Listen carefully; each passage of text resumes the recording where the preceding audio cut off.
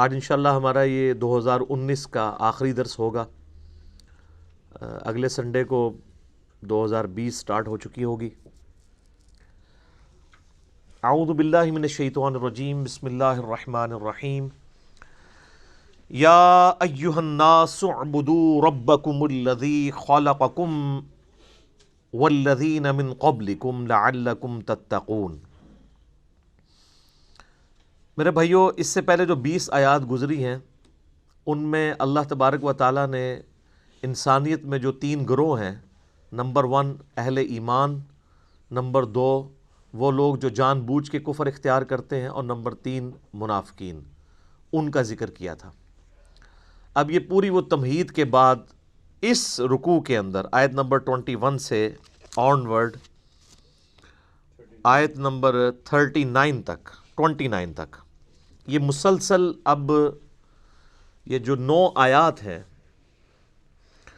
یہ قرآن حکیم کی دعوت ہے اپنے مخاطب کو، کہ قرآن اپنے مخاطب سے کیا چاہتا ہے، اللہ تعالیٰ کی کیا ریکوائرمنٹ ہے، یہ کتاب کس لیے نازل ہوئی ہے، انبیاء کے آنے کا مقصد کیا ہے، اس دنیا کی زندگی کا آخر انجام کیا ہونے والا ہے.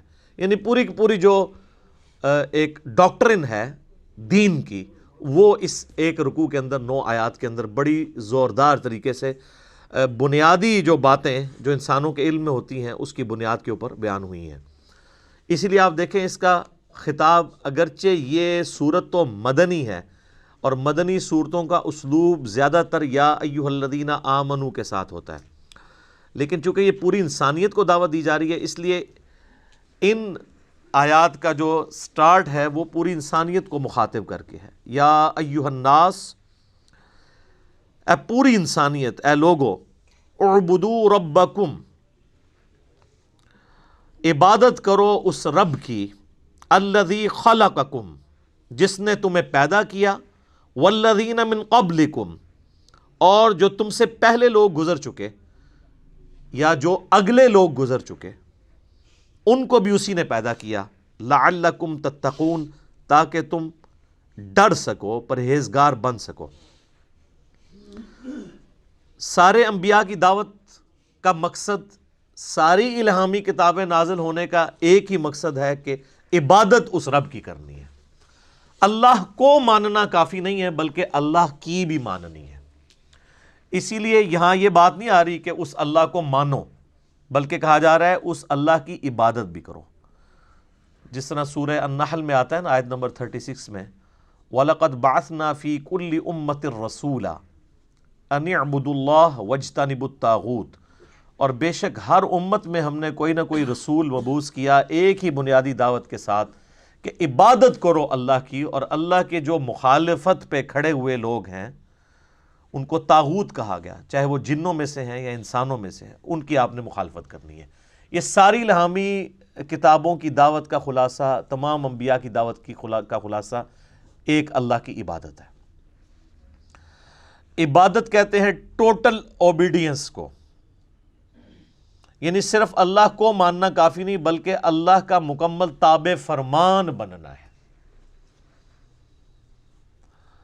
اور اسی کے پیرلل میں ایک ٹرم ہے جو وقت کے پیغمبر کے لیے استعمال کی جاتی ہے، اس کو ہم کہتے ہیں اتباع. قل ان کنتم تحبون اللہ فاتبعونی یحببکم اللہ. اے نبی تم فرما دو کہ اگر تم لوگ یہ دعویٰ رکھتے ہو کہ اللہ سے محبت کرتے ہو تو پھر میری، یعنی وقت کے پیغمبر کی اتباع کرو، پھر اللہ بھی تم سے محبت کرے گا اور تمہارے گناہوں کو بھی معاف کر دے گا. تو اتباع میں بھی صرف پیغمبر کو مانا نہیں جاتا بلکہ پیغمبر کی پیروی بھی اختیار ساتھ کی جاتی ہے. تو ان دونوں چیزوں کو آپ سمجھ لیں. عبادت ہے اللہ کی محبت کے ساتھ، اس کو ماننے کے ساتھ اس کی ماننا، اور اتباع رسول ہے رسول اللہ کی محبت صلی اللہ علیہ وآلہ وسلم کے ساتھ آپ صلی اللہ علیہ وآلہ وسلم کی اوبیڈینس، پیروی اختیار کرنا. صرف اطاعت نہیں ہے بلکہ محبت کے ساتھ اطاعت ہے. اطاعت پلس محبت اللہ کے کیس میں ہو تو عبادت ہے، اور اطاعت پلس محبت رسول اللہ کے کیس میں ہو صلی اللہ علیہ وآلہ وسلم تو یہ اتباع رسول ہے۔ تو اے لوگو عبادت کرو اس رب کی جس نے تمہیں پیدا کیا اور تم سے پہلے جتنے لوگ ہو گزرے ہیں ان کو بھی اسی نے پیدا کیا تاکہ تم ڈر سکو، پرہیزگاری کی روش اختیار کر سکو، یعنی اللہ کے حضور تمہیں پیش ہونا ہے۔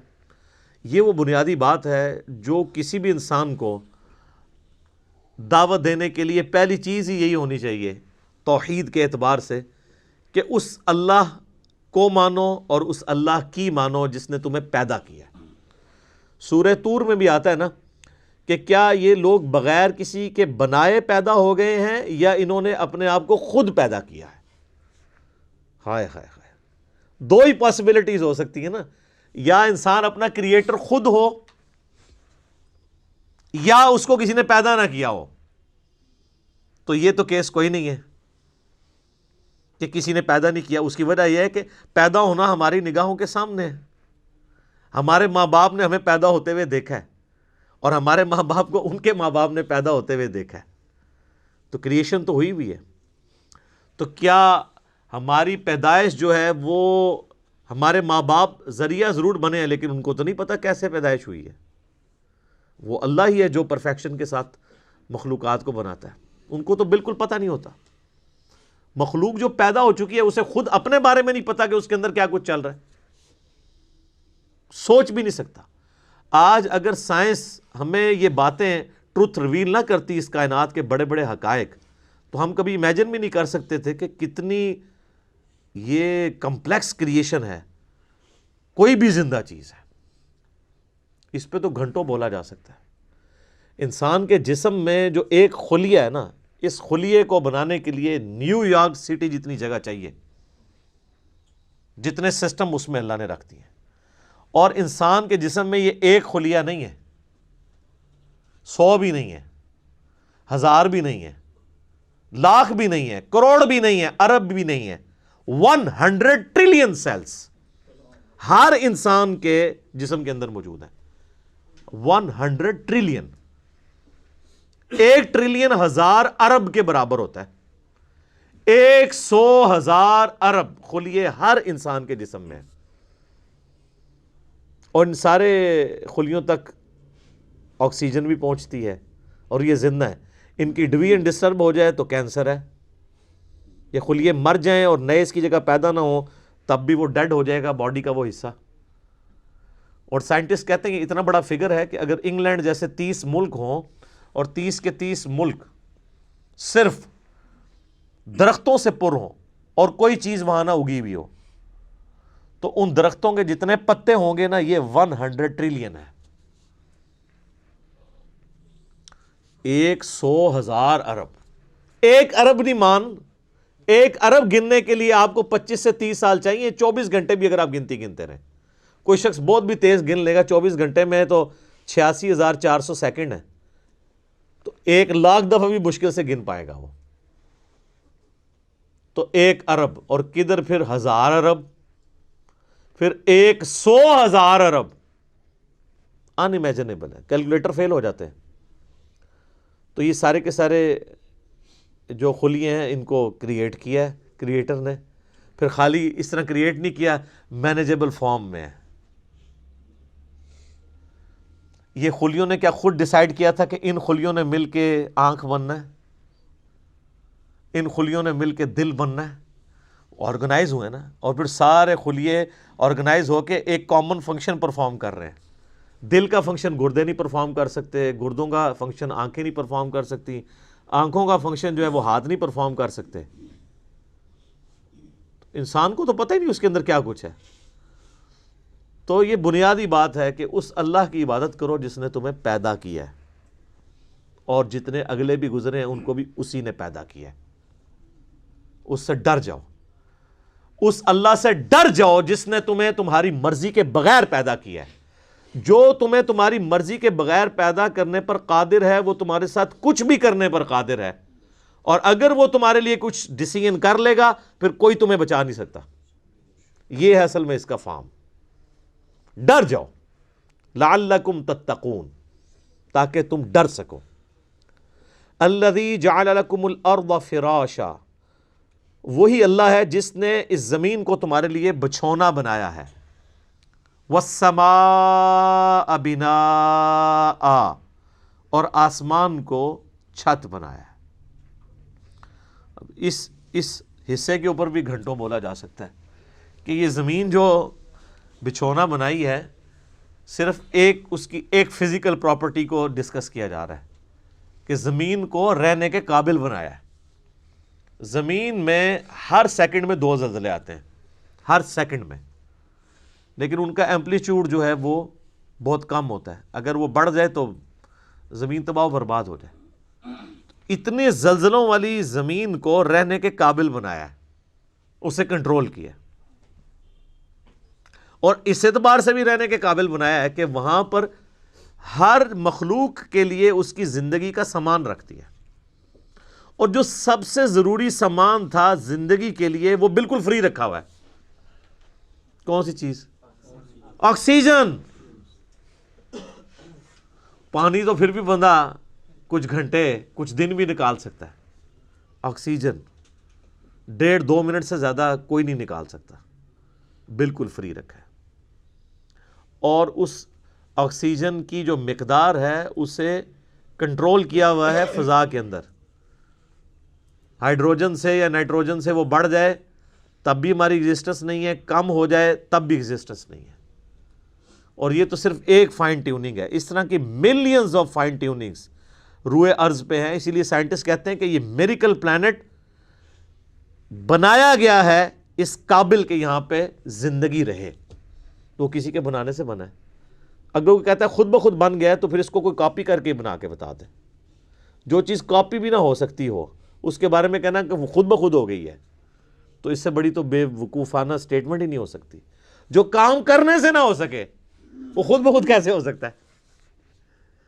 خود بخود تو وہ کام ہو سکتا ہے نا کہ جو یعنی کرنے سے ہو بھی جائے۔ زمین و آسمان کی ساری مخلوقات مل کے ایک بیج نہیں بنا سکتی کہ جسے ہم مٹی میں بوئیں اور وہ 6 ارب گنا بڑا درخت بن جائے۔ لوگ تو کہتے ہیں جی مٹی کی تو کوئی قیمت ہی نہیں ہے۔ میں کہتا ہوں سونے کی کوئی قیمت نہیں ہے۔ سونے میں بیج ڈالا جائے تو وہ درخت نہیں بن سکتا۔ اگر مٹی دنیا پہ نہ ہو تو سونے کو چاٹنا ہے کسی نے، اور سونا نہ ہو تو پھر بھی دنیا چلتی رہے گی۔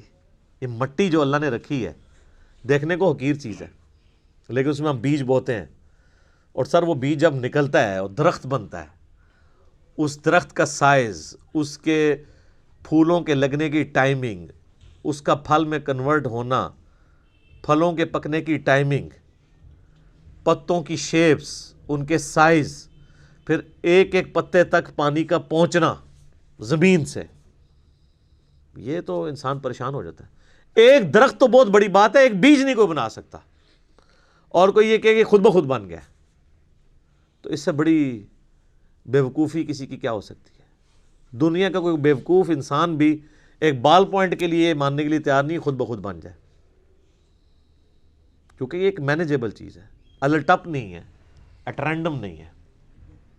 تو زمین کو اس نے تمہارے لیے بچھونا بنایا ہے، والسماء بناء، اور آسمان کو چھت بنایا ہے۔ اب یہ متشابہات میں سے ہیں، یعنی آسمان کے بارے میں جو اب ہمیں اس ماڈرن سائنس کی وجہ سے ٹروتھ ریویل ہو رہے ہیں وہ تو بڑے حیران کن ہیں۔ یعنی آسمان کی جو لیئرز ہیں، آسمان تک پہنچنے کے لیے جو اللہ تعالیٰ نے لیئرز رکھی ہوئی ہیں، ان کے لیے بھی آسمان کا لفظ استعمال ہو سکتا ہے۔ اسٹریٹوسفیئر ہے، پھر ٹروپوسفیئر ہے، پھر اوزون کی لیئر ہے، یعنی سورج سے ملینز آف ایمپلیٹیوڈ کی مختلف ریز دنیا میں آتی ہیں، لیکن زمین کی جو ہمارے رہنے کی سطح ہے اس تک اس میں سے چند ایک پہنچتی ہیں۔ 99.99% یہ آسمان کی جو لیئرز ہیں اس کی وجہ سے ریپیل ہو جاتی ہیں، کچھ ارتھ میگنیٹک فیلڈ کی وجہ سے ریپیل ہو جاتی ہیں، ورنہ وہ ہارمفل ریز نیچے آ جائیں تو بیماریاں۔ یہ جو کہتے ہیں اوزون لیئر کے اوپر ایک شگاف ہے، اس کی وجہ سے سکن کینسر کا خدشہ ہے ان علاقوں میں جہاں پہ وہ ڈائریکٹ ریز آتی ہیں۔ تو یہ آسمان کو ایک بڑی مضبوط چھت بنایا ہے اللہ تعالیٰ نے. آسمان حفاظت کا ذریعہ ہے. یہ اللہ کی قدرتیں ہیں جی. اس پہ کتنی دیر بولا جائے. میرے اس پہ کئی ایک لیکچرز ہیں، وہ آپ دیکھ لیں، ورنہ تو ٹاپک بدل جائے گا. وَأَنزَلَ مِنَ السَّمَاءِ مَاءً، اور آسمان سے اس نے پانی کو نازل کیا. فَأَخْرَجَ بِهِ مِنَ الثَّمَرَاتِ، پھر اس کے ذریعے پھل اگائے تمہارے لیے، رِزْقًا لَكُمْ، تمہارے رزق کے طور پہ. اچھا یہ ساری باتیں بنیادی ہیں. کوئی دنیا کا انسان نہیں ہے جو کہ یہ چیزیں میری آبزرویشن میں نہیں ہیں. قرآن چونکہ پوری انسانیت کے لیے ہے، لہٰذا اس میں بالکل ڈیٹم لیول کی بنیادی باتیں ڈسکس ہوں گی جو ہر بندے کے ایکسپیرینس میں، نالج میں ہوں. یہ جتنی باتیں آ رہی ہیں کہ تمہیں اللہ نے پیدا کیا، تم سے اگلوں کو پیدا کیا، سب کے ایکسپیرینس میں. اللہ تعالیٰ نے زمین کو رہنے کے قابل بنایا ہے، آسمان کسی انسان نے بنائی ہے. انسان تو ہمیشہ سے آبزرو بھی کر رہا ہے اسے. انسان تو صرف ڈسکوری کرتا ہے، اور انوینٹ بھی جو کرتا ہے وہ بھی کریشن ایکس نہیلو نہیں کرتا، عدم محض سے وجود نہیں دیتا، بلکہ اللہ کی تخلیقات کو یوز کر کے کرتا ہے. اگر وہ یہ ٹیبل لکڑی کا بنا رہا ہے تو لکڑی اس نے نہیں بنائی ہے، لکڑی نیچر سے ہی آئی ہوئی ہے. کریشن ایکس نہیلو نہیں ہے، لیکن اللہ تعالیٰ بدیع السماوات والارض ہے. زمین و آسمان کو بغیر نمونے کے، کوئی چیز نہیں تھی تو پیدا کی ہے. انسان جو خالق ہے وہ اللہ کی تخلیق میں سے خلق کرتا ہے، لیکن انسان بدیع نہیں ہے. البدیع نہیں اسے کہہ سکتے آپ، بغیر نمونے کے چیزوں کو پیدا کرنے والا. تو آسمان کے ذریعے پانی ہم دیکھتے ہیں، اس کے ذریعے زمین سے رزق نکالتا ہے تمہارے لیے. اس میں کیا قیامت مضمر ہے. رزق نکالنا بھی کافی نہیں تھا اگر اس رزق کی کمپیٹیبلٹی ہمارے ساتھ نہ ہوتی. آپ شیر کے سامنے تازہ ترکاری لا کے ڈال دیں، بہترین سے بہترین سبزی بھی، وہ دیکھنا بھی گوارا نہیں کرے گا، کیونکہ اس کی جبلت نہیں ہے، اس کے لیے وہ رزق نہیں ہے. اور بکری کے سامنے فریش قیمہ لا کے ڈال دیں آپ، اس کے لیے کوئی اٹریکشن نہیں ہے. تو صرف رزق تمہارے لیے، رزق یعنی رزق بھی پیدا کیا اور اس رزق کو کمپیٹیبل بھی بنایا. اور یہ رزق میں تو میں صرف کھانا پینے ڈسکس کر رہا ہوں، ورنہ تو ہر نعمت ہی رزق ہے. سب سے اہم ترین رزق آکسیجن ہے جو ہم انہیل کرتے ہیں، جس کے بغیر ہم 1.5-2 منٹ سے زیادہ زندہ ہی نہیں رہ سکتے. وہ سب کے لیے فری رکھتی ہے اللہ نے. کوئی اس کے اوپر ٹیکس نہیں ہے، کوئی آپ کو خریدنا نہیں پڑے گا، یہ آپ کے لیے فری ہے. تو جس اللہ نے یہ ساری نعمتیں دی ہیں، اس نے زمین کو رہنے کے قابل بنایا، آسمان کو تمہارے لیے مضبوط چھت بنایا تمہاری پروٹیکشن کے لیے، آسمان سے پانی نازل فرما کے زمین میں سے نباتات اگائے، اس کے ذریعے تمہارا یہ فوڈ سائیکل چلتا ہے سارے کا سارا. سب کچھ زمین سے ہی آ رہا ہے، چاہے وہ جانوروں کی خوراک ہو، چاہے پودوں کی خوراک ہو، چاہے ہماری خوراک ہو. زمین مر جائے تو ساری مخلوقات مر جائے. تو اللہ تعالیٰ فرماتا ہے جس نے یہ سب کچھ کیا ہے، فَلَا تَجْعَلُوا لِلَّهِ أَنْدَادًا وَأَنْتُمْ تَعْلَمُونَ، پھر اللہ کے ساتھ کوئی مد مقابل نہ ٹھہراؤ اور تم جانتے تو ہو، تم جانتے تو ہو کہ یہ کوالٹیز کسی اور کی ہے ہی نہیں ہے. یہ توحید تو تمہارے اندر موجود ہے کہ اللہ کے مد مقابل کوئی نہیں ٹھہرایا جا سکتا. مجھے بتائیں، قرآن اسٹارٹ میں جو توحید بیان ہوئی ہے، اس توحید کو پڑھ لینے کے بعد کوئی کسی بابے کو پکارے گا؟ کسی مرے ہوئے شخص کو پکارے گا؟ کسی زندہ شخص سے وہ چیزیں ڈیمانڈ کرے گا جس کا وہ اہل ہی نہیں ہے؟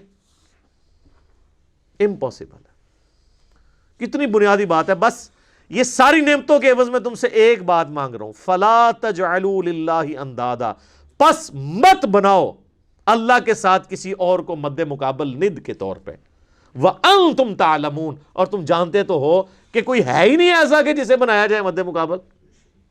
کون ہو سکتا ہے؟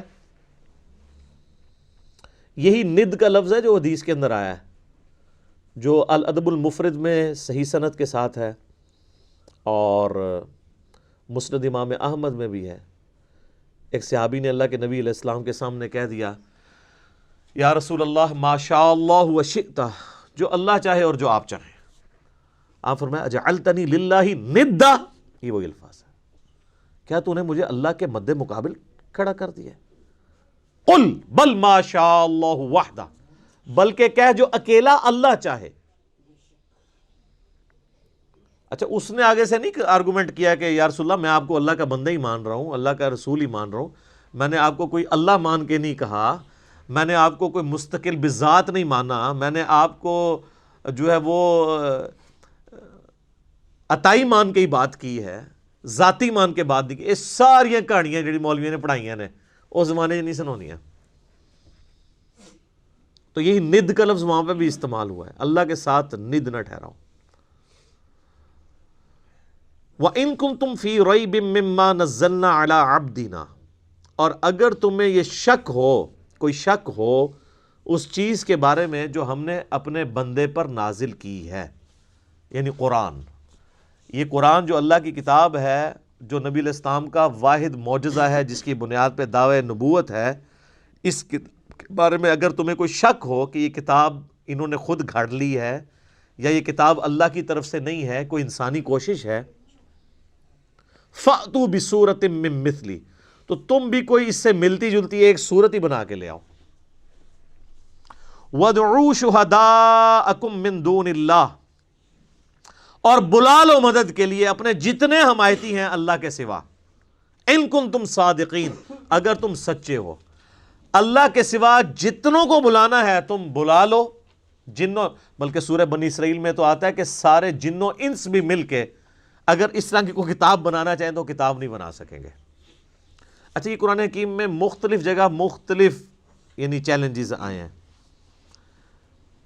سورہ ہود کے اندر بھی، سورہ یونس میں بھی.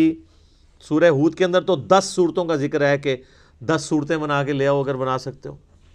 سورہ یونس میں ہے کہ ایک صورت ہی اس سے ملتی جلتی کو بنا کے لے آؤ، ایک صورت بنا کے لے آؤ. یہاں پہ تو آخری چیلنج ہے کہ کوئی ملتی جلتی، چلو اگر مکمل نہیں تو کوئی قریب قریبی کوئی صورت بنا کے لے آؤ. تو یہ کوئی مشکل کام تو نہیں تھا. قرآن حکیم کی تو ایک بڑی چھوٹی سی صورت ہے، سورۃ الکوثر. انا اعطیناک الکوثر فصل لربک وانحر ان شانئک ھو الابتر. اس کی بھی کوئی کاپی نکالی جا سکتی تھی ایسے لوگوں کی طرف سے جو یعنی اتنے فصیح اللسان تھے کہ وہ دوسروں کو اجمی کہا کرتے تھے، ان کو اپنی زبان کے اوپر اتنا ناز تھا، فی البدی وہ عام جو گفتگو ہے اس کو بھی شاعری کے انداز میں بیان کر دیا کرتے تھے. لیکن یہ تاریخ میں نہیں ملتا کہ کسی نے یہ چیلنج اس طریقے سے قبول کیا ہو. اتنی شرم و حیا ان کے اندر بھی موجود تھی. ویسے آج کل کچھ لوگوں نے تب آزمائی کرنے کی کوشش کی ہے، وہ صورتیں بنا کے اس کو ملتے جلتے الفاظ کے ساتھ پھر قرآن کے سٹائل میں اسے تلاوت کر کے یوٹیوب پہ اپلوڈ بھی کیا ہوا ہے. اس پہ میرا ایک کلپ بھی آیا تھا، آپ یوٹیوب کے اوپر دیکھ سکتے ہیں، اپلوڈڈ ہے. قرآن سے ملتی جلتی جو صورتیں ہیں اس کے حوالے سے. تو میں نے بتایا تھا اس طریقے سے نہیں ہے یہ، جو اس کی ججمنٹ جو ہے وہ عربی لنگوسٹک کے لوگ کریں گے. صرف اس سے ملتے جلتے الفاظ کے ساتھ کوئی عربی کا کوئی لٹریچر سامنے لے آنا یا خود لکھ لینا یا کوئی شاعری کر لینا، ظاہر ہم اجمی تو جج نہیں کر سکتے. ہاں اجمیوں کے لیے ٹیسٹ یہ ہے کہ آج کے دور کا ہمارے پاس جو سب سے بڑا ٹچ سٹون ہے وہ سائنٹیفک فیلڈ کا علم ہے. اس کے اعتبار سے کوئی بھی قرآن حکیم کی ایک آیت بھی ایسی نہیں ہے جو اسٹیبلش سائنس کے خلاف ہو. اس ٹیسٹ سے آپ اسے گزار کے دیکھ لیں. لیکن وہ اسٹیبلش سائنس ہونی چاہیے، ہائپوتھیسز یا تھیوریز نہیں ہونی چاہیے. تو اس پہ بھی یہ پرفیکٹلی فلفل ہوگی. ڈاکٹر مورس بوکائل ایک فرینچ سرجن تھے، انہوں نے ایک اس کے اوپر کتاب بھی باقاعدہ لکھی ہے، مسلمان ہو گئے تھے، بائبل قرآن اینڈ سائنس کے عنوان سے. اردو میں ترجمہ بھی ہوا ہے لیکن وہ بڑی مشکل سی اردو ہے اس کی. انگلش میں بھی ترجمہ ہوا ہے اس کا. بل وہ اسی رزلٹ پہ پہنچے ہیں کہ ساری الہامی کتابوں میں قرآن ہی ایسی ایک واحد الہامی کتاب ہے جس میں کوئی سائنٹیفک فالٹ موجود نہیں ہے. باقی کتابوں میں ایسی چیزیں ملتی ہیں اور ظاہر ہے وہ اس لیے ہیں کہ وہ ٹیمپر ہوئی ہوئی ہیں، یعنی ان کے اندر تبدیلی ہو چکی ہے. اس میں اللہ تعالیٰ کی طرف اسے منسوب نہیں کیا جا سکتا. یہ کتاب محفوظ ہونے کی ایک بہت بڑی دلیل یہ بھی ہے کہ اس میں آپ کو کوئی سائنٹیفک ایرر جو اسٹیبلش سائنس والی چیزیں ہوں، ہائپوتھیسز نہ ہوں، وہ نہیں ملے گا. تو اگر تم سچے ہو تو اس طرح کی کوئی صورت ہی بنا. یہ اس زمانے کے لیے تو تھا وہ والا چیلنج, آج تک بھی یہ صرف عرب کے لوگوں کے اعتبار سے ہے, باقی اجمیوں کے لیے تو پھر باقی اعتبار سے بھی قرآن معجزہ ہی ہے. فَإِن لَمْ تَفْعَلُوا, اور پس اگر تم ایسا نہ کر سکو, وَلَن تَفْعَلُوا, اور تم ہرگز ایسا نہیں کر سکو گے. اللہ تعالیٰ نے اس پہ اپنا اوپینین بھی دے دیا ہے کہ یقیناً تم کر بھی نہیں پاؤ گے. فَاتَّقُوا النَّارَ الَّتِي وَقُودُهَا النَّاسُ وَالْحِجَارَةُ, تو ڈرو اس آگ سے جس کا ایندھن آدمی اور پتھر بننے والے ہیں. اعدت للکافرین, جو اللہ نے تیار کر کے رکھی ہے انکار کرنے والوں کے لیے.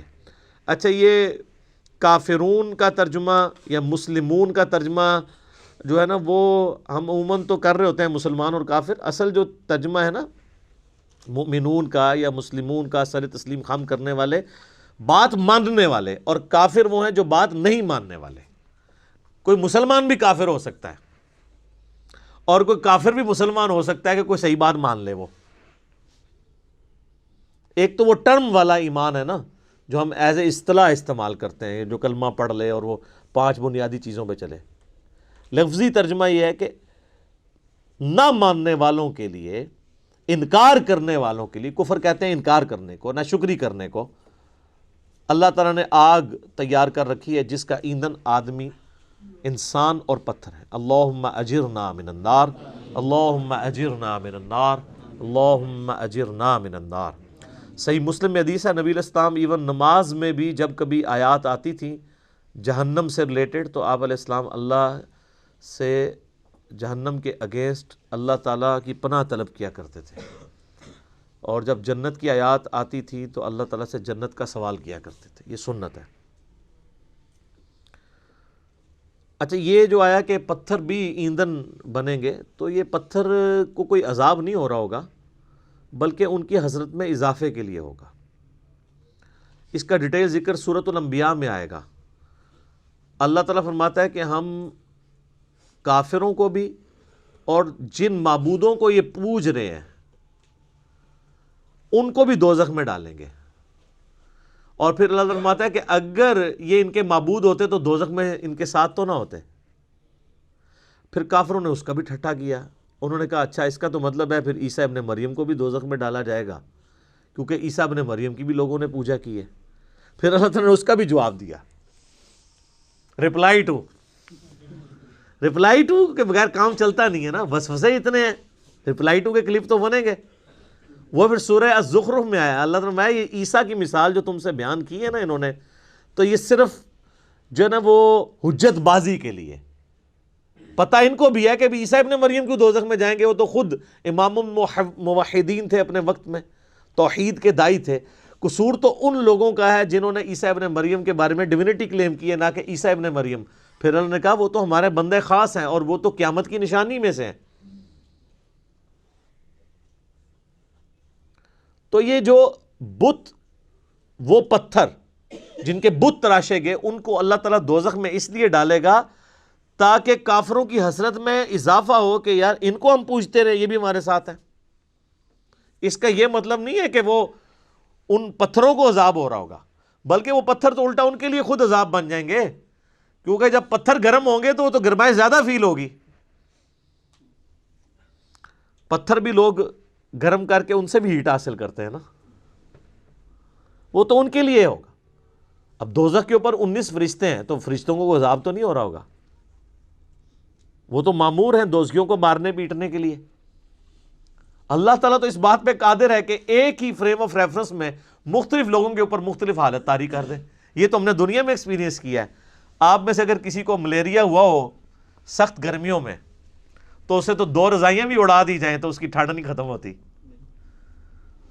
باقی تو گرمی سے اف اف کر رہے ہوتے ہیں, اور اس کو ٹھنڈ اتنی لگی ہوتی ہے کہ وہ کہتا ہے میرے اوپر اور اڑاؤ. ایک ہی جگہ پہ ٹیمپریچر بے شک 40 تک پہنچ چکا ہوا ہے, اس کو ٹھنڈ لگ رہی ہے, حالانکہ ایکچوئل وہاں پہ گرمی ہے. تو یہ اللہ تعالیٰ ایک فریم آف ریفرنس میں دنیا میں ایسی چیزیں کر کے بتاتا ہے کہ 2 مختلف بندوں پہ ایک ہی جگہ پہ 2 مختلف حالتیں طاری ہو جاتی ہیں. اللہ ہی اللہ ہے جی. یقین کریں کہ یہ جو چیزوں کی کوالٹیز ہیں یہ بھی اللہ کی وجہ سے ہے. اگر اللہ تعالیٰ کا امر اس کے پیچھے سے ہٹ جائے، آپ 7 سمندروں کا پانی بھی پی جائیں، آپ کی پیاس نہیں بجھ سکتی۔ اور اگر آگ کے جلانے کی خاصیت اللہ تعالیٰ چھین لے، آپ پوری زمین کے درخت بھی جلا لینا، آپ ایک روٹی بھی نہیں پکا سکتے، کیونکہ وہ خاصیت ہی جب اللہ تعالیٰ لے لے گا۔ تو یہ دوزخ میں ان کافروں کے ساتھ پتھروں کو اس لیے جلایا جائے گا تاکہ ان کی حسرت میں اضافہ ہو، نہ کہ ان پتھروں کو عذاب دیا جا رہا ہوگا۔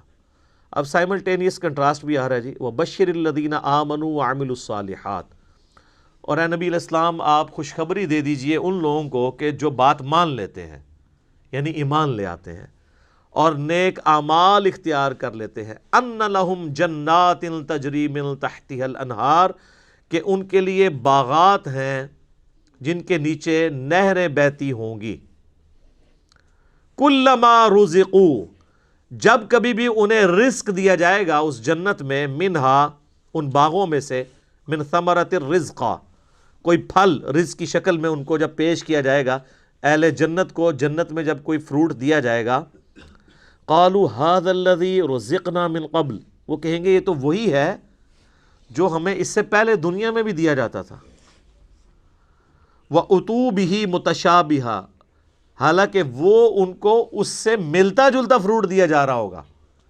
ایگزیکٹ نہیں ہوگا۔ ملتا جلتا اس لیے دیا جائے گا کہ انسان کی ایک نیچر ہے، دنیا میں بھی آپ دیکھ لیں، آپ کسی دسترخوان پہ بیٹھے ہوں تو سب سے پہلے اس چیز کو ہاتھ ڈالتے ہیں جس کے ساتھ آپ مانوس ہوں۔ آپ کسی ولیمے پہ بھی جاتے ہیں تو آپ کے سامنے کوئی ایسی عجیب و غریب ڈش آ جائے تو آپ اس کے رسک نہیں لیتے کھانے کا، کہ پتہ نہیں کیا ذائقہ ہو، الٹا پلیٹ بھر کے بیٹھ جاؤں اور اس دوران جو میں نے کھانا تھا وہ ختم ہی ہو جائے، یہ بھی چانس ہوتا ہے نا۔ تو انسان مانوس اس چیز کے ساتھ تھا جو پہلے اس نے اس کو ایکسپیرینس کیا ہو، یہ اللہ تعالیٰ نے انسان کی نیچر رکھی ہے۔ تو جنت میں بھی ابتدائی مہمان نوازی کے طور پہ جنتیوں کو وہ رزق دیا جائے گا جو دنیا میں وہ ایکسپیرینس کر چکے ہیں، آم، کیلا، انار، سیب، جو ہمارے ایکسپیرینس میں۔ اب دیکھنے میں تو وہ فروٹ دیکھنے میں تو ویسا ہی ہوگا، تو وہ کھانے سے پہلے یہ بات کریں گے کہ تو یہ وہی چیز ہے، ایتھے بھی آ کے وہی کچھ، لیکن اللہ فرمائے گا کہ ان کے اس کی طرح کا ہوگا لیکن ویسا نہیں ہوگا۔ اب انور اٹور کا ذائقہ اور ایک دیسی آم کا ذائقہ برابر ہو سکتا ہے؟ دیکھنے میں تو دونوں ایک جتنے ہوتے ہیں، شکل و صورت بھی ملتی جلتی ہوتی ہے، لیکن زمین آسمان کا فرق ہے ٹیسٹ میں۔ اسی طریقے سے چونسے کا ٹیسٹ ہو یا کسی دوسرے آم کا، وہ برابر نہیں ہو سکتا۔ تو یہ تو دنیا میں اللہ نے اتنا فرق رکھا ہوا ہے، تو آخرت میں جو آم دیا جائے گا وہ دنیا والا آم نہیں ہوگا، ہاں شکل و صورت میں ضرور ملتا جلتا ہوگا، لیکن اس آم کی تو کیا بات ہے۔ اللہ تعالیٰ جنت میں ہمیں اپنے محبوب صلی اللہ علیہ وآلہ وسلم کا پڑوس نصیب فرمائے، آمین۔ وَلَهُمْ فِيهَا أَزْوَاجٌ مُطَهَّرَةٌ، اور وہاں پہ ہوں گی ان کے لیے پاکیزہ بیویاں۔ پاکیزہ بیویاں دنیا کی بیویاں بھی اور جنتی حوریں بھی، وہ آگے چل کے ذکر آ جائے گا اس حوالے سے۔ اچھا، جنت میں جتنی بھی نعمتیں ہیں نا، ان میں جو یعنی ڈومیننٹ نعمتیں ہیں، ان کا کچھ نہ کچھ حصہ اللہ نے دنیا میں اس حوالے سے رکھا ہے کہ انسان اس نعمت کو ایکسپیرینس کر سکے، لیکن وہ زمین آسمان کا فرق ہے، لیکن کسی درجے میں ایکسپیرینس کروایا گیا، اور ایکسپیرینس کروایا گیا ہے تو تبھی ان چیزوں میں اٹریکشن ہے، اگر اٹریکشن نہیں ہوگی تو اس کے لیے تگ و دو کون کرے گا۔ اچھا، اس سے یہ بھی بات پتہ چلی کہ جنت کا لالچ بھی اللہ تعالیٰ خود دے رہا ہے، لہذا یہ جو ڈاکٹرین مشہور کی گئی ہے کہ ہمیں دوزخ کے ڈر کی وجہ سے یا جنت کی لالچ میں عبادت نہیں کرنی چاہیے، اللہ کے لیے کرنی چاہیے، تو یہ بالکل جعلی ڈاکٹرین ہے۔ اس کو مولا علی علیہ السلام کی طرف لوگوں نے منسوب کر دیا ہے کہ وہ کہتے تھے میں تو اللہ کی عبادت صرف اللہ کے لیے کرتا ہوں، جنت کی جو ہے وہ طلب میں یا دوزخ کے ڈر کی وجہ سے نہیں کرتا۔ اس کے اوپر بھی میرا ایک کلپ ریکارڈڈ موجود ہے کہ یہ ڈاکٹرین صوفیاء نے پیش کی ہے، یہ قرآن کی ڈاکٹرین نہیں ہے، کیونکہ جنت کا جو لالچ ہے اس کے پیچھے لگنا اللہ ہی کی تو اطاعت ہے۔ یہ جنت کا لالچ شیطان نے دیا یا اللہ نے؟ تو اگر آپ جنت کو نگیٹ کرتے ہیں، جنت کا مذاق اڑاتے ہیں یا دوزخ کو ہلکا جانتے ہیں، تو آپ یہ جنت یا دوزخ کو بے عزت نہیں کر رہے ہوں گے، بلکہ آپ اللہ تعالیٰ کے خلاف بغاوت کا علم بلند کر رہے ہوں گے۔ یہ تو اس نے رکھی ہوئی ہے نا چیزیں، ان ساری لالچیں وہی دیتا ہے نا۔ یہ وہ لالچ نہیں ہے جو بری بلا ہو، یہ وہ لالچ ہے جس کے لیے انسان کو کوشش کرنی چاہیے۔ قرآن پاک میں درجنوں آیات ہیں، آگے چلیں گے تو یعنی اللہ تعالیٰ فرماتا ہے کہ کوشش کرنے والوں کو ایسی جنت کے لیے کوشش کرنی چاہیے، خود اللہ تعالیٰ اس کی طرف۔ تو اسی طریقے سے یعنی جو ایک اللہ تعالیٰ نے سیکس کا جذبہ رکھا ہے انسان کے اندر، اس کا ایکسپیرینس دنیا میں کسی فارم میں کروایا، تبھی جنت کی حوروں کا لالچ دیا جا سکتا ہے۔ اور اسی طریقے سے جو فروٹ ہے اس کا ذائقہ دنیا میں رکھا ہے، جبھی جنت کی فروٹ کا آپ کو لالچ دیا جا سکتا ہے۔ باقی تو بخاری مسلم میں حدیث ہے کہ اللہ تعالیٰ نے جنت میں وہ نعمتیں تیار کر رکھی ہیں جو نہ کسی آنکھ نے دیکھی، نہ کسی کان نے سنی، نہ کبھی کسی کے دل پہ بھی اس کا گمان گزرا۔ وہ تو ان امیجنیبل ہے۔ یہ صرف متشابہات ہیں، چیزیں ملتی جلتی چیزیں دنیا میں، صرف بات سمجھانے کے لیے۔ اور دنیا کی نعمتیں تو فنا ہونے والی ہیں، لیکن ان نعمتوں کے ساتھ آ رہا ہے وَهُمْ فِيهَا خَالِدُونَ، وہ رہیں گے ہمیشہ ہمیش اس کے اندر، نہ ختم ہونے والی نعمتیں۔ اچھا دنیا میں کوئی بڑے سے بڑی بھی نعمت ہے نا، وہ اچھی انسان کو لگتی ہے، لیکن جیسے ہی اس کے چھوٹ جانے کا خیال آتا ہے تو دل کے اوپر غم کا غلبہ ہو جاتا ہے۔ اور جنت میں غم نہیں ہے، اس لیے جنت میں ہمیشہ کی نعمتیں۔ بخاری اور مسلم کی حدیث ہے کہ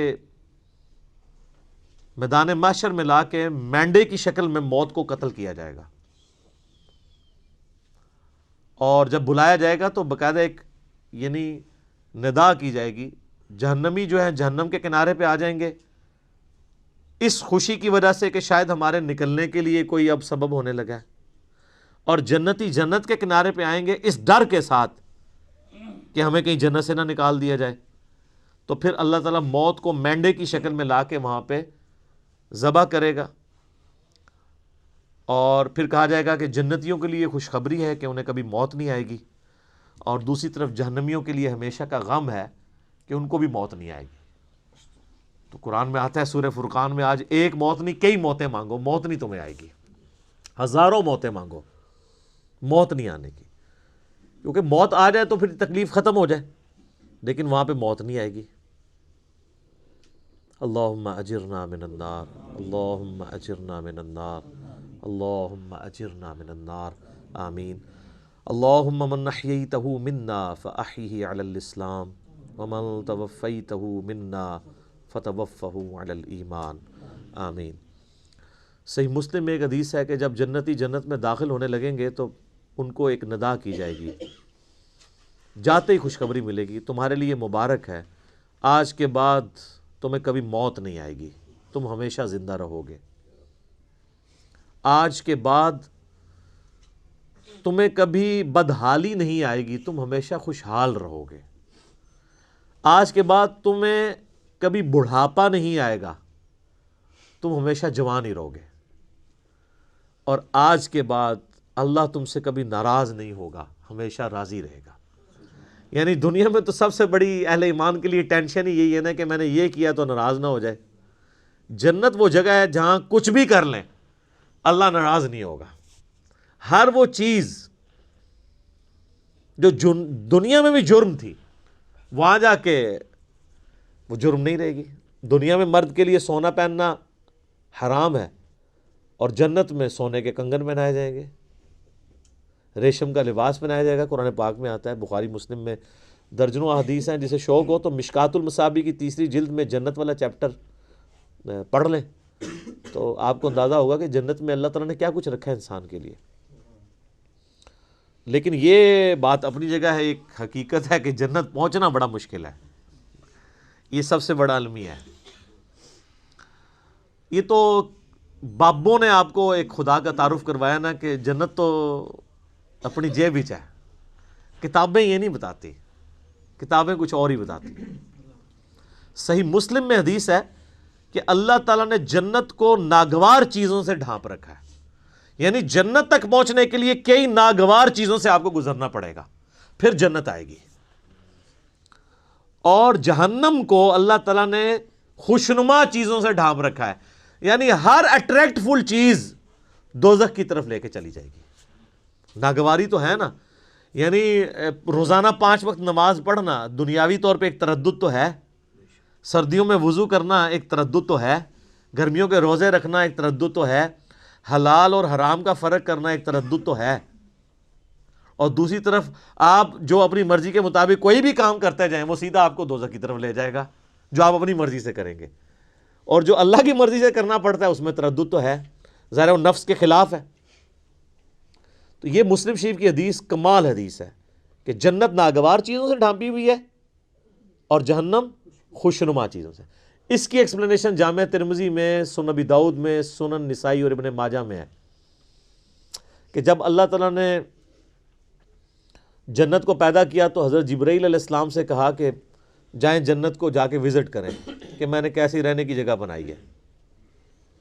جب حضرت جبرائیل علیہ السلام جنت گئے اور اس کی خوبصورتی دیکھی تو اللہ تعالیٰ نے کہا کہ جبرائیل کیسا پایا جنت کو؟ انہوں نے کہا اللہ تیری عزت کی قسم کوئی بندہ ایسا نہیں ہوگا جو اس میں جانے کے لیے جان دھڑ کی بازی نہ لگا دے، کیا زبردست جگہ تو نے بنائی ہے۔ اللہ نے فرمایا اچھا، اللہ تعالیٰ نے جنت کو ناگوار چیزوں سے ڈھانپ دیا، جو مسلم شریف کی حدیث ہے، اور کہا اب جا کے ذرا جنت کو دیکھو۔ جب وہ دیکھ کے آئے تو انہوں نے کہا تیری عزت کی قسم مجھے نہیں لگتا کوئی بندہ جنت میں جانے میں کامیاب ہوگا، اتنا مشکل ہے۔ سر یہ ہے کتابوں کا خدا، یہاں کہتے ہیں نہیں جناب ایک دفعہ بھی پڑھ لیا ایک دفعہ بھی پڑھ لیا ایک پھیرا ہی لگے گا۔ اور سورہ فرقان میں اللہ تعالیٰ فرماتا ہے کہ جہنم ہمیشہ رہنے کے لیے بھی بری جگہ ہے اور ایک لمحے کے لیے رہنے کے لیے بھی بری جگہ ہے۔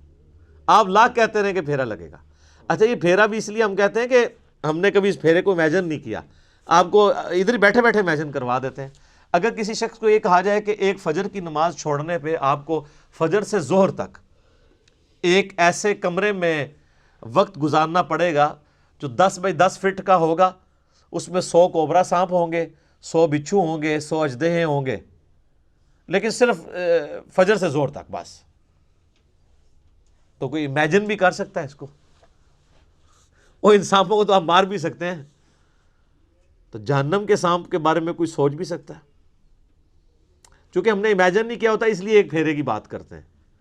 اور یہ تو بہت بڑی میں نے مثال دی ہے، اگر کسی شخص کو کہا جائے نا کہ فجر کی نماز چھوڑنے پہ فجر سے ظہر تک آپ کو صرف ایک موم بتی کا وہ چھوٹا سا جو فلیم ہوتا ہے نا اس کے اوپر یوں ہاتھ رکھنا پڑے گا فجر سے ظہر تک، سر 10 سیکنڈ نہیں کو رکھ سکتا، تو یہ کہنا آسان ہے پھیرے والی بات۔ اچھا وہ جو ترمذی ابو داؤد نسائی ابن ماجہ کی حدیث ہے نا، اس میں آگے آتا ہے کہ پھر اللہ تعالیٰ نے حضرت جبرائیل سے کہا کہ جہنم جب پیدا کی فرمایا جہنم کو جا کے دیکھو۔ جہنم دیکھ کے آئے، انہوں نے کہا اللہ تیری عزت کی قسم مجھے نہیں لگتا کوئی بندہ کوشش کرے گا کہ کوئی بھی ایسا عمل کرے کہ دوزخ میں جا کے گرے، یہ تو جگہ ہی ایسی تو نے بنا دی ہے۔ اللہ تعالیٰ نے پھر دوزخ کو، جہنم کو خوشنما چیزوں سے جب ڈھانپ دیا نا، جو مسلم شریف والی حدیث ہے، میں اسی کی ایکسپلینیشن آپ کو دوسری حدیث سے کر رہا ہوں۔ یہ سر کتابوں کا دین ہے، بابوں کا نہیں ہے۔ تو حضرت جبرائیل علیہ السلام جب گئے واپس آئے، کہا ہے اللہ تیری عزت کی قسم مجھے نہیں لگتا کوئی بندہ جہنم میں جانے سے بچ سکے گا، اتنا خوشنما تو نے بنا دیا، یہ تو سارے ہی جائیں گے جہنم میں۔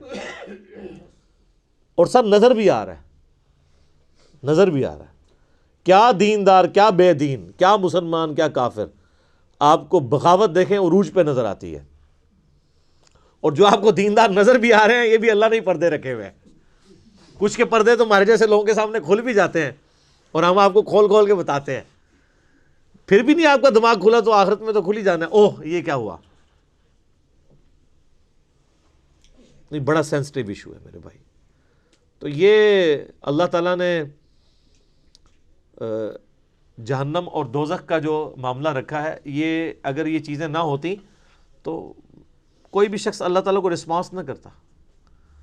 میرا ایک یوٹیوب پہ کلپ بھی ہے، خدا انسان کی ضرورت کیوں ہے؟ خدا انسان کی ضرورت ہے ہی اس لیے کہ انسان مر جاتا ہے۔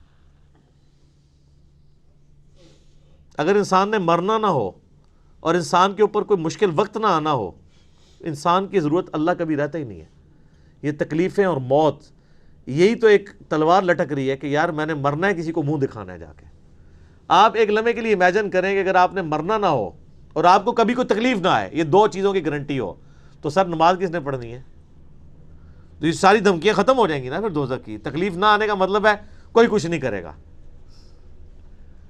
موت نہ آنے کا مطلب ہے آپ اپنی زندگی انجوائے کریں گے، اور تکلیف نہ آنے کا مطلب ہے کہ پھر آپ کو کوئی نہ کوئی رزق کے حوالے سے ایشو ہوگا، نہ اور کوئی تکلیف پہنچے گی۔ تو یہ سر دنیا میں پاسبل نہیں، جنت میں ہی ہے۔ لیکن دنیا میں بھی یہ ہو جائے نا تو اللہ تعالیٰ انسان کی ضرورت نہیں رہتا۔ اسی لیے اللہ تعالیٰ نے یہ موت کا الذی خلق الموت والحیات لیبلوکم ایکم احسن عملا رکھا ہوا ہے۔ یہ جو تلوار لٹکائی ہے وہ اسی لیے تو لٹکائی ہے۔ تو یہ ساری چیزیں نہ ہو تو انسان کا قبلہ نہیں درست ہوتا۔ گھنٹوں بولا جا سکتا ہے۔ اگلی بڑی اہم ترین آیت ہے آیت نمبر 26۔ قرآن حکیم کے اسلوب کے اوپر ایک کافروں نے اعتراض کیا تھا، اور کچھ نہیں، یعنی وہ قرآن کے مثل کوئی صورت تو نہیں بنا کے لا سکے، لیکن ایک اعتراض انہوں نے کیا تھا کہ اگر یہ اللہ کی کتاب ہے تو اللہ تو اتنا پڑھا لکھا ہے، اتنا ایجوکیٹڈ ہے، اتنی اونچی ہستی ہے، لیکن قرآن میں مثالیں وہ بیان کرتا ہے، کبھی مکھی کی، کبھی جو ہے وہ مکڑی کی۔ سورۃ العنکبوت میں کافروں کے ایمان کو مکڑی سے تشبیہ دی۔ سورہ الحج کے اندر کہا کہ یہ جن کو اللہ کے سوا پکار رہے ہیں یہ ایک مکھی پیدا نہیں کر سکتے، اور مکھی سے کوئی چیز چھین کے لے جائے یہ واپس نہیں لا سکتے۔ تو اتنی بڑی کتاب میں اتنی حقیر چیزوں کی مثالیں کیوں ہیں؟ تو اس قرآن کا اسلوب کہ قرآن مشکل کتاب نہیں بلکہ اتنی آسان کتاب ہے، عام انسان کے ساتھ بحث کرتی ہے۔ دیکھ لیں آپ، اس میں کوئی فلسفیانہ باتیں اس طریقے سے نہیں ہیں، موٹی موٹی باتیں ہیں۔ تو اگر یہ اللہ کی کتاب ہوتی تو بڑی مشکل ہونی چاہیے تھی، علماء سے پوچھ کے چلنا چاہیے تھا، پھر تو یہی کہتے ہیں نا۔ اور قرآن کم از کم 4 دفعہ سورۃ القمر میں کہہ رہا ہے وَلَقَدْ يَسَّرْنَا الْقُرْآنَ لِلذِّكْرِ فَهَلْ مِن مُدَّكِرٍ۔ قرآن کو ہم نے نصیحت کے لیے آسان کر دیا ہے کوئی جو نصیحت حاصل کرے اس سے؟ تو اتنی مشکل کتاب ہونی چاہیے تھی اگر یہ اللہ کی کتاب ہے۔ تو اللہ تعالیٰ نے وہ متھ توڑی ہے، ان اللہ لا یستحیی ان یضرب مثلا ما بعوضۃ فما فوقها۔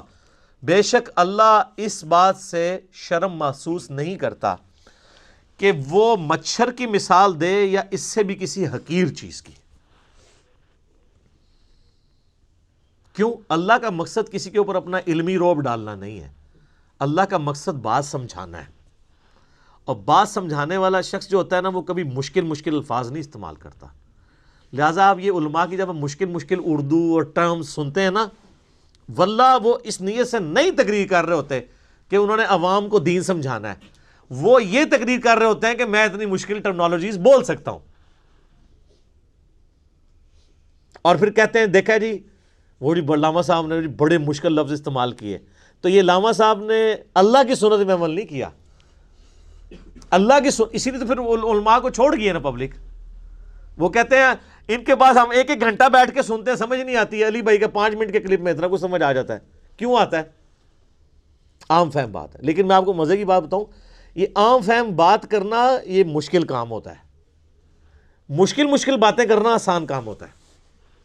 اس لیے آپ دیکھتے ہیں کتنے لائق لوگ ہوتے ہیں، لیکن جب ان کو آپ ٹیچر بناتے ہیں انتہائی نالائق ٹیچر ثابت ہوتے ہیں، کیونکہ ٹیچنگ جو ہے ایک فن ہے، اس کے لیے صرف لائق ہونا کوئی کمال نہیں ہے، اس میں کمیونیکیشن آپ کو سکل چاہیے ہوتی ہے، آپ لوگوں کی سطح پہ اتر کے بات کر سکتے ہوں۔ تو یہ کیپیبلٹی مشکل کیپیبلٹی ہے۔ آپ یہ نہ سمجھیے گا جو مشکل باتیں کرتا ہے وہ آسان باتیں بھی کر سکتا ہے۔ آسان طریقے سے بات کرنا یہ زیادہ مشکل ہوتا ہے، اور مشکل طریقے سے بات کرنا یہ زیادہ آسان ہوتا ہے۔ ان کی کمپیٹنسی بھی نہیں ہوتی ہے۔ تو اللہ تعالیٰ ماتا ہمارا یہ مقصد نہیں ہے کہ ہم کسی کے اوپر روب ڈالیں گے۔ یہ کہتے ہیں اللہ نے یہ مثال کیوں بیان کی ہے؟ اللہ اس بات سے حیا محسوس نہیں کرتا۔ فَأَمَّا الَّذِينَ آمَنُوا، پس جو لوگ بات مان لیتے ہیں، فَيَعْلَمُونَ أَنَّهُ الْحَقُّ مِن رَبِّهِمْ، تو وہ اس چکر میں نہیں پڑتے کہ یہ مکھی کی مثال کیوں آ گئی، یہ مچھر کی مثال کیوں آ گئی، یا میں اپنے بارے میں کرتا ہوں، میں کبھی کوئی مثال، کوئی پھکی کی بات کر دی یا ٹنی کی بات کر دی، تو بات سمجھانے کے لیے کوئی اگزامپل کے طور پہ بھی بات کر دی، تو جو بات ماننے والے ہیں، سمجھنے والے ہیں، وہ ان چکروں میں نہیں پڑتے الفاظی کے اوپر. وہ کہتے ہیں یہ ہمارے رب کی طرف سے سچ بیان ہوا ہے، بات وزنی ہے، اس چکر میں نہ پڑھو کہ اسلوب کیسا ہے اس کا. فَأَمَّا الَّذِينَ كَفَرُوا، جبکہ جو بات نہیں ماننے والے ہوتے ہیں، ہر بات میں وہ بات کی کھال اتارنے والے ہوتے ہیں، اور ان کا مقصد بات ماننا نہیں ہوتا بلکہ انکار کرنے کا کوئی بہانہ تلاش کرنا ہوتا ہے. فَيَقُولُونَ، تو وہ کہتے ہیں مَاذَا أَرَادَ اللَّهُ بِهَذَا مَثَلًا، اللہ کو یہ مثال بیان کر کے کیا ملا ہے، کیا ارادہ تھا اللہ کا، یہ باتیں کرنے کی کیا ضرورت ہے، کوئی مشکل باتیں ہونی چاہیے تھی. تو اب چونکہ یہ انہوں نے اعتراض کیا ہے غیر علمی جذباتی ڈاکٹرن کے ساتھ، لہٰذا اس کا جواب بھی اسی اعتبار سے پہلے تو دیا جا رہا ہے، یضل بہ کثیرا ویہدی بہ کثیرا. اللہ کا مقصد یہ ہے کہ تاکہ اس مثال کے ذریعے بہت سے لوگوں کو گمراہ کر دے اور بہت سے لوگوں کو ہدایت دے. مراد یہ نہیں ہے کہ قرآن کتاب گمراہی ہے، وہ تو آیا ہے قرآن میں ھدی للناس وبینات من الھدی والفرقان، یہ پوری انسانیت کے لیے ہدایت ہے، ہدایت کے روشن دلائل ہیں، اس میں حق اور باطل میں تمیز کرنے والی کتاب ہے. اس کتاب کا مقصد کسی کو گمراہ کرنا نہیں ہے، مقصد یہ کہ یہ الٹیمیٹلی تمہاری گمراہی کا سبب اس اعتبار سے بن جائے گی کہ تم اس کو مان کر ہدایت پہ آ جاؤ گے اور نہ مان کے گمراہ ہو جاؤ گے. جسے شیطان نے کہا تھا کہ اے اللہ اس آدم کی وجہ سے تو نے مجھے گمراہ کیا ہے، حالانکہ آدم کی وجہ سے نہیں ہوا تھا، وہ ہوا خود ہی تھا، لیکن اس نے یہ کہا کہ نہ آدم پیدا ہوتا تو نہ میرے امتحان آتا تو نہ اسرا ہوتا. تو انڈائریکٹلی یہ بات ادھر بھی اللہ تعالیٰ نے کہا ہے کہ اللہ تعالیٰ نے اس لیے کیا ہے کہ تم، تاکہ جو ماننے والے ہیں ان کا ایمان میں اضافہ ہو جائے گا، جو نہ ماننے والے ہیں وہ گمراہ ہو جائیں گے، اور جو ماننے والے ہیں ان کو ہدایت مل جائے گی. اس کا یہ مطلب قطعاً نہیں ہے کہ قرآن پڑھ کے کسی کو گمراہی ملتی ہے، نعوذ باللہ من ذالک، یہ عقیدہ کفر ہے. میرا یوٹیوب پہ ایک کلپ بھی ہے، انڈیا، پاکستان اور بنگلہ دیش کے لوگوں کے دو کفریہ علماء کے دو کفریہ عقیدے. ایک کفریہ عقیدہ یہی ہے اس میں سے کہ جی قرآن جو ہے یہ گمراہ کر دیتا ہے. یہ اکثر آپ سنتے ہیں نا، قرآن گمراہ کر دیتا ہے. ڈائریکٹ پڑھنے سے انسان، اچھا انڈائریکٹ پڑھنے سے بھی گمراہی ہوتا ہے، انڈائریکٹ کدھر پڑھنے دیتے ہیں، وہ کہتے ہیں پڑھنا ہی نہیں ہے. ڈائریکٹ انڈائریکٹ تو ہے، وہ انگریزی والی رہ گئے. انڈائریکٹ نہ انہوں نے خود پڑھا ہوا ہوتا ہے اور نہ کسی کو پڑھنے دیتے ہیں. وما يضل به الا الفاسقین، اور اس سے گمراہ تو نہیں ہوتے ہیں مگر وہ لوگ جو نافرمان ہیں، نافرمانی کی روش اختیار کیے ہوئے لوگ ہیں، جو جان بوجھ کے گمراہ ہونا چاہتے ہیں. وہ ان کے لیے قرآن میں پھر گمراہی ہے، کیونکہ جب وہ چاہ ہی رہے ہیں کہ ہم نے قرآن پاک میں نکالنی ہے اس قسم کی باتیں جس سے ہم قرآن سے دور بھاگیں، تو ظاہر ہے پھر قرآن پہ انہوں نے عمل کہاں سے کرنا ہے. حتیٰ کہ علماء یہود کے بارے میں سورہ الجمعہ میں آیا کہ ان کی مثال ان گدھوں کی سی ہے، جیسے گدھے کے اوپر کتابیں لاد دی جائیں نا، اس کتاب سے وہ اکتساب نہیں کر سکتا. لہٰذا علماء یہود کے پاس پروفیسیز موجود تھیں ان کی کتابوں میں کہ نبی آخر الزماں آئیں گے صلی اللہ علیہ وآلہ وسلم، لیکن ان کتابوں سے انہوں نے اکتساب نہیں کیا تو برباد ہو گئے. تو جو کتابوں سے اکتساب کرے اس کے لیے یہ باتیں نہیں کہ وہ گمراہ ہوگا، جو کتاب ہونے کے باوجود اس میں عمل نہ کرے یا شوکیس میں بس سجا کے رکھے، پڑھی ہوں کتابیں، پڑھی ہوئی نہ ہو، وہ گمراہ ہوتے ہیں. اسی تو ہم کہتے ہیں کتابوں کا خدا اور ہے اور بابوں کا خدا اور. جو کتابوں کے خدا کو نہیں مانتا نا، اسے کبھی بھی خدا کا تعارف نہیں ہوتا، کیونکہ نبی علیہ السلام نے ہمیں بابیں نہیں دی ہیں، کتابیں دی ہیں. آج کی ڈیٹ میں قرآن اور سنت کتابی شکل میں ہی ہمارے پاس موجود ہے نا. اس کے اوپر کافی اور باتیں مجھے کرنی ہیں، لیکن اب چونکہ ٹائم ختم ہو چکا ہے، اگلی دفعہ ہم اسی آیت کی جو آگے ان فاسقوں کی نشانیاں کیا ہیں جو قرآن کے ذریعے جو گمراہی کماتے ہیں، آیت نمبر 27 سورۃ البقرہ کی آن ورڈ انشاءاللہ اگلی دفعہ سٹارٹ کریں گے.